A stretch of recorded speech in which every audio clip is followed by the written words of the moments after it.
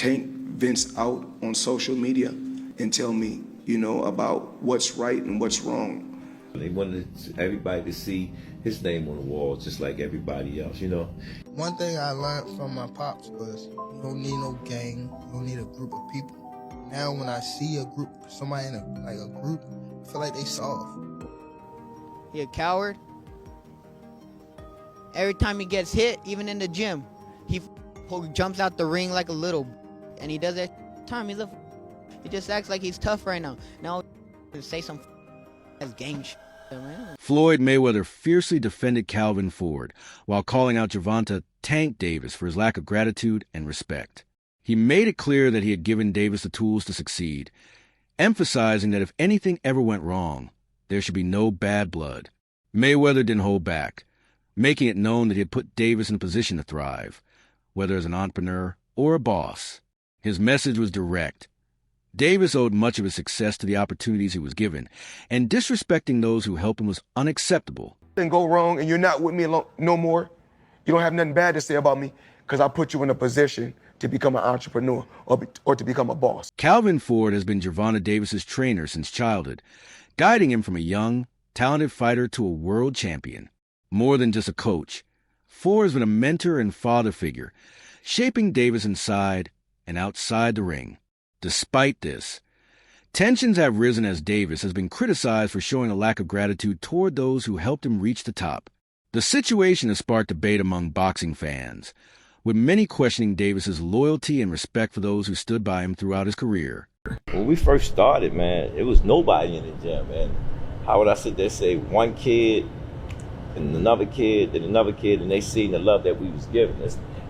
Everybody keeps thinking it's boxing. It's not boxing. It's basically giving them an opportunity to be themselves. Yeah. Mm-hmm. You know, and I always preach that because I sit there and tell them all the time. I say, all us gonna get old, so I need y'all to grow up quick. Exactly. You know what I'm saying? So when we in the gym, we're not just teaching boxing, we teaching life. Right. What are they gonna do to me? Nothing. And y'all seen the results. Seen the results. You seen the results of it. You know, everybody kept saying it was this, it was that. You know what I'm saying? And they only found increments of it. You know what I'm saying? But it spoiled the win. Exactly. It spoiled the win. But like I said again, Ron can fight. Yeah, see, and that's what I was going to get to. Calvin Ford has been a pivotal figure in Tank Davis's life, serving not only as his trainer, but also as a mentor and father figure. Their relationship began when Davis was a young, aspiring boxer navigating the challenging streets of Baltimore. Ford's guidance was instrumental in shaping Davis's career, transforming him from a promising talent into a world champion. Reflecting on their journey, Ford often becomes emotional, reminiscing about the times when a young Gervonta would reach out to him whenever he faced challenges. This trim really hit me right here. Never thought in a million years, but Kenny used to always say, yo, Young is special, man. He's special and you guiding him right. You know, so he used to always say, Coach Calvin, Coach Calvin. Right now I'm hearing that voice in my head. Whew. Gervonta Davis's rise in the boxing world is a testament to his dedication and the influential mentorship he received. Emerging from the tough neighborhoods of Baltimore, Davis caught the eye of the undefeated Floyd Mayweather Jr., who saw immense potential in the young fighter. Under Mayweather's mentorship, Davis's career trajectory soared, positioning him as one of boxing's most electrifying talents. The combination of Davis's raw talent and Mayweather's strategic guidance created a formidable force in the boxing arena. What he did in the sport, I ain't gonna lie, I be the same way. Yeah. You know what I mean? So I don't follow him for like stand to himself and things like that. But it's also a part of me type thing, like come back and help too. You know what I mean? So Yeah. it's much love to the whole Mayweather promotion. You know what I mean? Ain't no bad blood type shit. And a lot of people think like when I be tweeting on Instagram, I be mad. I just be talking shit. You've been tweeting a lot more recently, bro. Why is that? Yeah, 'cause I'm in camp. Yeah. I'm in camp, man. If So I wasn't in camp, I wouldn't be tweeting. What does that mean? You're angrier now? You're trying to talk more? Yeah, I'm angry. Yeah. I respect it, bro. I respect it. In the bout against Lamont Roach Jr., observers noted that Davis didn't elevate a performance as expected. Calvin Ford, known for his candid assessments, pointed out that Davis failed to capitalize on opportunities to dominate, allowing the fight to remain more competitive than anticipated. This analysis highlights the importance of seizing critical moments in a match to assert dominance and secure decisive victories. First, as someone who was at Barclays Center when Tank won its first title, till, when he sold out Baltimore, when he sold out Barclays the last time, when he sold out DC, I was at all of those fights. Explain to me the popularity and how it has soared for Gervonta Tank Davis. You can turn the camera over there now. There it is. This is our next generation fighter. When I sit back and watch Floyd when he retired, I actually see Gervonta Tank Davis doing it now. He's going to carry this next generation to where they need to be at. How important, though they're not working as much together now, but how important was it for Tank to learn? That was the blessing. That wasn't my work. That wasn't Tank work. That wasn't Floyd work. It was the stars, the moons, or whatever. I'm bringing them together to create greatness, so we can have this greatness carry us to the next generation. You showed humbleness on stage at the press conference today, giving it immense props to the guys at the other side of the table, to Tank, to Goosen, to... I grew up off them. I grew up off the legends of what they did when we was watching boxing, when they said boxing was great. Boxing still is great. Calvin Ford has consistently maintained that while mentors provide guidance, a fighter's success is ultimately determined by their inherent talent and destiny. He acknowledges that no single individual can claim full credit for Davis's achievements, emphasizing that Davis's potential was evident long before external influences. Matter of fact, before they stopped it, I said every time I stopped somebody, I called it out. Every time he come in the corner and talk to him, I said, yo, what you doing? He'll look this way, he'll look this way. He's about to stop. Can I start touching them more and more? When they gonna give him the credit for one of the smartest boxers. That was a beautiful boxing display. Yeah, You know what I mean? yeah. Smart. That's what I call, you wasn't looking for the knockout, but you was placing your shit. Yeah, he already seen it. He said, I can't That's get the hit difference. no more. And Tank was holding the conversation. Tank said, yo, how about Tank can't, every fight Tank come and tell me, I'm going to knock him out. The relationship between Davis and Ford extends beyond the professional realm.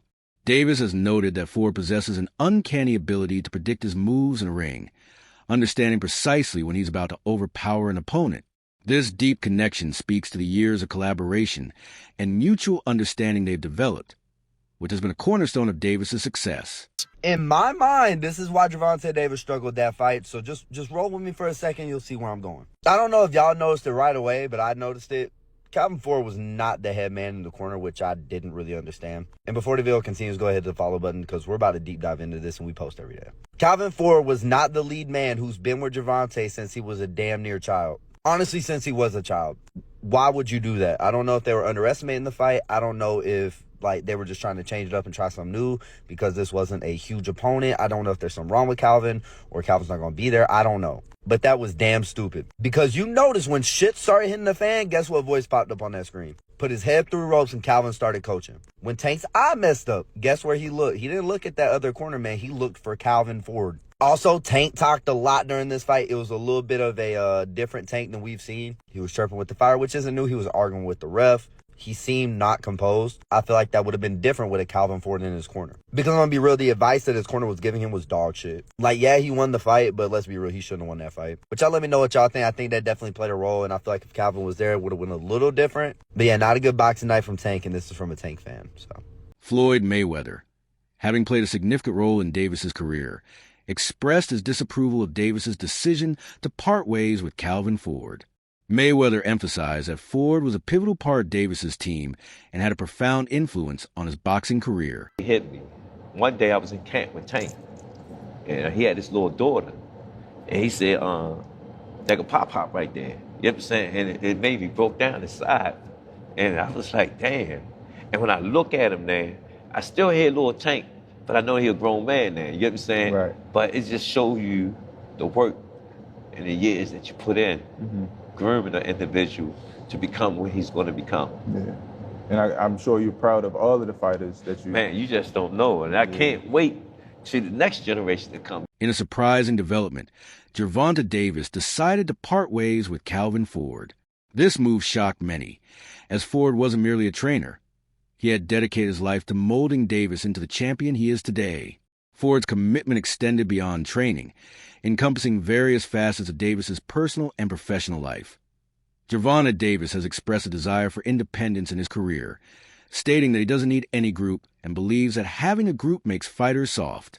He suggests that being by oneself allows for greater clarity and personal growth. This perspective indicates a shift in Davis's approach to his career and training, emphasizing self-reliance over traditional support systems. One thing I learned from my pops was you don't need no gang, you don't need a group of people. Now when I see a group, somebody in a group, I feel like they soft. Like my first instinct, y'all saw. If you look at a gang right now and you actually look, don't even be like that if they by themselves. They just need that click. And it's, when you by yourself, you can see more. Fellow boxer Rolando Raleigh Romero has openly criticized Gervonta Davis, accusing him of merely acting tough, but retreating when faced with real challenges. Even during gym sessions, Romero has expressed a strong desire to fight Davis, claiming that Davis has been avoiding the matchup. This public challenge adds another layer of complexity to Davis's career as he faces scrutiny not only from former mentors, but also from peers in the boxing community. He just fucking acts tough. That's all it is. Yeah, he's a fucking phony. He acts tough. He always acts tough when he with a group of people, but when he by himself, he a bitch.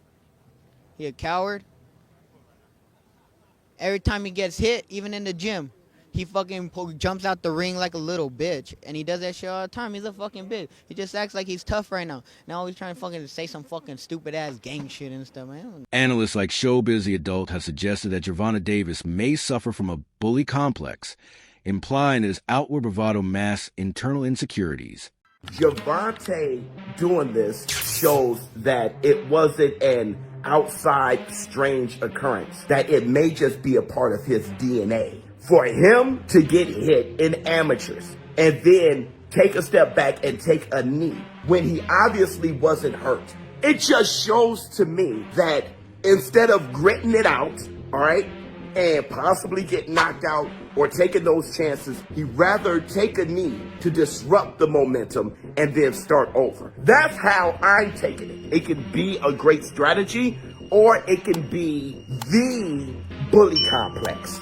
That when you meet somebody and they're not fearing you, or they're not retreating or backing away from you, and they're showing poise and the ability to withstand your output and give some back, like any book, they kind of unravel. Leonard Ellerbe, CEO of Mayweather Promotions, has publicly advocated for Calvin Ford to receive the Trainer of the Year title.